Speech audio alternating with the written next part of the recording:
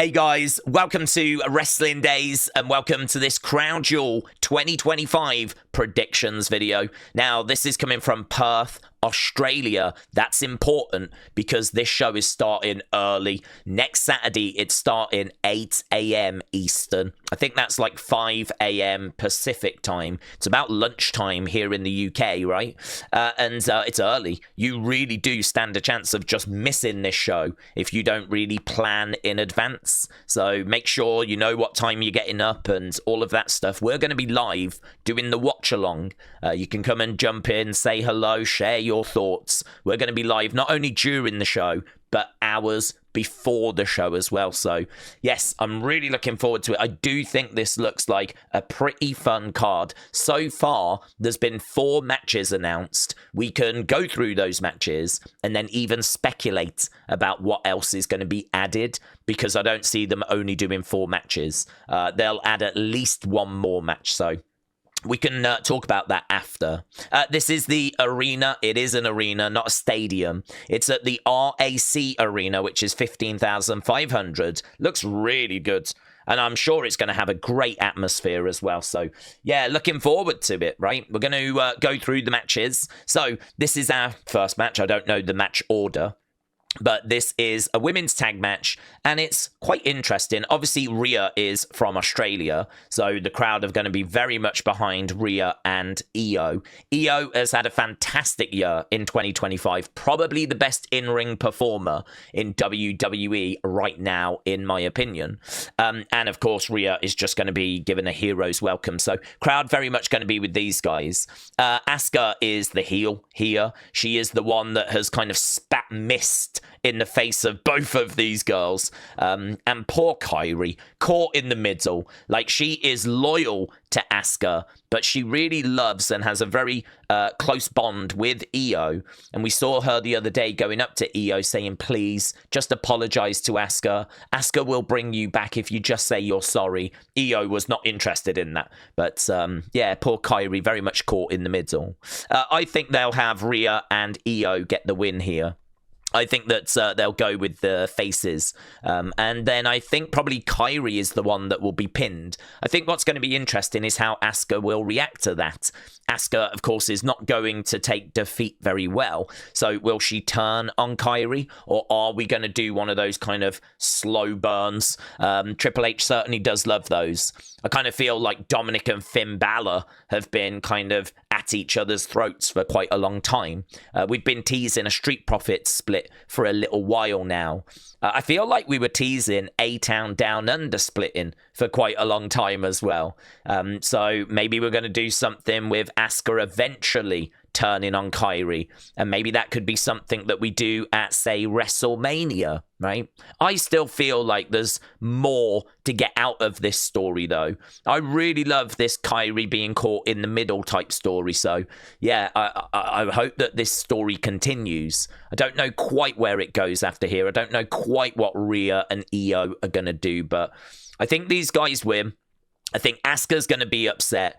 I think she'll take it out on Kairi. I think we'll kind of string the story along. Few people, not many, just a few, wondering if Dakota Kai could get involved. Dakota Kai, of course, was let go by WWE earlier this year. She used to be in Damage Control, so she was very close with these girls. I don't see it because she was let go earlier this year. I don't really see them bringing her back for like a one-off show.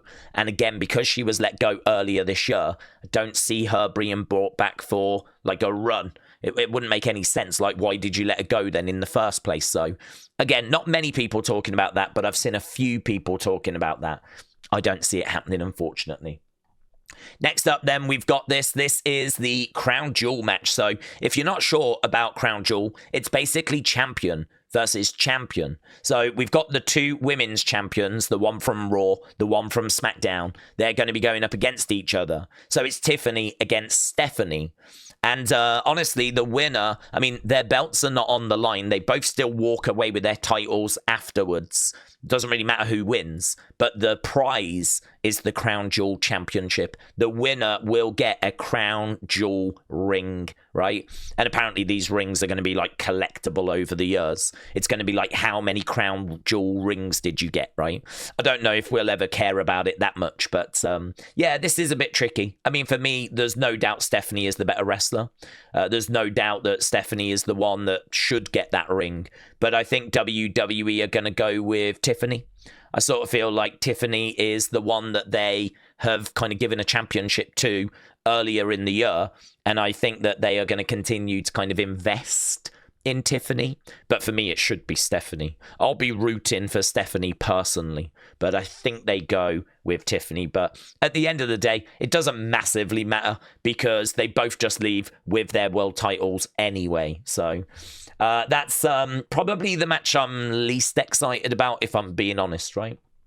Then we've got this. Look at this. John Cena against AJ Styles. I'm actually really excited for this. This was one of my favorite ever John Cena feuds back in 2016, 2017, when he was feuding with AJ Styles. This should be a banger. I think John is in a really good place. I think there was a bit of ring rust. I think he managed to shake that off by the time we got to that great match with Cody at SummerSlam. Then he had a decent match with Logan, and you know, he's kind of got himself into a pretty good place, and now should be able to put on a really good match with a really good opponent, AJ Styles. I think John wins. The question here is AJ going to attack John? Or afterwards, like, is AJ going to turn heel? Are we going to get any sort of swerve here? Could it be that they're both shattered at the end of the match? It took everything out of them, and then someone comes down and attacks John? Could that person be Gunther? Could that person be Dominic Mysterio? Could that person be Bron Breakker, right? A lot of people want to see Bron Breakker against John before John retires. A lot of people think that Gunther is going to be John's final opponent. There are rumors that that is the current plan. There's a lot of people that want to see Dominic against John. I don't think we've got plans to see John for a little while after this. It's not like he's going to be popping up on Raw and SmackDown and things like that. I don't think we see him again until like November time. So actually, we might not do anything like that. It could be that we just get a winner. It could be that John just waves and walks away. I mean, of course, someone could attack him in the entranceway. It could be a Dominic. It could be a Bron Breakker. It could be a Gunther. It's hard to know if that's going to happen. But yes, I think this will be a banger. I think they give John Cena the victory. Then that brings us to the only other match that's been announced. This is Cody against Seth. Again, it's a Crown Jewel match. It's champion versus champion. And for me here, again, the match itself doesn't really matter who's going to become the Crown Jewel champion. I don't think anyone really cares about that. Cody did win it last year, so he does have one of those rings already. But really, they've done a brilliant job with the build. Because these guys had a feud not long ago. Cody won that feud 3-0. Seth Rollins is really thinking about, you know, proving that he is just as good as Cody. And they've also done a bit where Cody gave Seth a watch for WrestleMania 40 when they teamed together. And Seth has been looking at that watch and kind of wondering what that watch means. You know, were they friends for a time? Or was it just out of convenience? Were they allies of convenience, right? I wonder if the watch will play a part in the match. I wonder if he could have the watch in his hand and punch like Cody with it to secure the victory. I think Seth wins this. Doesn't really make sense for Seth to suffer another loss. The question is going to be, will he win it clean? I don't think so. I do wonder if that watch is going to feature. And also, don't forget, he is the leader of the Vision. We do have Braun and Bronson that can always come and offer their support. There's always a chance another new member of the Vision gets involved. We could absolutely see a situation where Austin Theory or Grayson Waller or someone like that helps Seth, and they are revealed as being the newest member of the Vision. I do actually think, talking to Grayson Waller, there is a chance he could make it on this show somewhere. He is from Australia. It would be a real shame for him to not make this card at all. So, Even if he comes down and just reads the attendance, I think it'd be a real shame if he's not featured on this show. He's actually done quite a bit of the promotion for this event alongside Rhea going back like months ago. So, yeah, it would be a shame if he didn't feature. At the moment, he's doing stuff with the New Day. So I'm not saying that he would join the Vision. But I don't know. Is that another twist that we could get? Some new member? I think Austin Theory would be great in the Vision personally. Or maybe Tony D'Angelo. We haven't seen him in a while. So Tony D'Angelo is also an option from NXT. But yeah, I think Seth gets the win. I think he could use that watch. But we will be looking out to see if there's any other outside interference. And then it brings us on to what matches we could get. It feels like Roman is around. And it would be a real surprise for Roman to not be added to this card. But what are they going to do? Braun and Bronson against Roman and Jay. I mean, we already did that match. I think that was SummerSlam.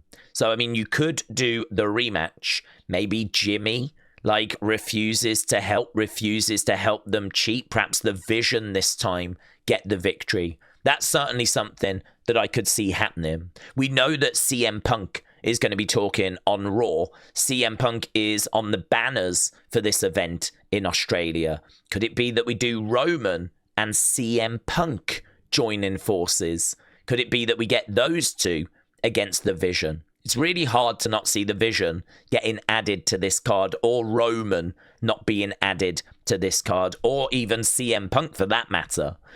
Because now, of course, if you want to watch this, you have to go to ESPN, which costs $29.99 a month to subscribe to. And so you've got to give people their money's worth now. So it makes it really hard to kind of predict, because there's so many different things that can happen. The Vision, Roman, Jay, Jimmy being put in an awkward situation. All of those things feel like they can still be added. CM Punk as well, as we said. And also, I've seen some people saying about AJ Lee against Becky Lynch. I don't know that we're going to get that. I've heard no rumors of us getting that. I just think that was quite logical following WrestlePalooza. But I really don't see that one being added. So if you've got any thoughts about matches that could be added to this show, leave them down in the comments below, because I still feel like they're going to add at least one or two more matches. What do you think those matches are going to be? So there we go. Those are my thoughts. There's a few other out there thoughts, like some people are wondering if Io could turn on Rhea and actually reveal that she has gone back to Asuka. I don't know that that happens. I think she's been doing brilliant as a babyface, but I have seen that as a thought. Some people also wondering if Joe Hendry or Obafemi could make their presence felt. Again, I think WWE kind of keep their moments and surprises to a minimum. I'm not sure that I see either of those happening. Not impossible, though. Same with Ilya Dragunov returning, but I feel like you've got to have a place for them to return, and it's got to make sense. So Obafemi could, of course, attack John Cena, and he could be revealed as a future opponent for John, like a Raw opponent for John, or a Saturday night's main event opponent for John. That would actually be pretty cool. That could be pretty fun. Obafemi John Cena could be a great way to introduce a new monster. Obafemi, of course, dominating recently down in NXT. So, yeah, lots of thoughts, lots of things to get your head around. But all in all, should be a really fun show. So if you are around, come and swing by next weekend. We will be live during the show. And hopefully, I will see you there.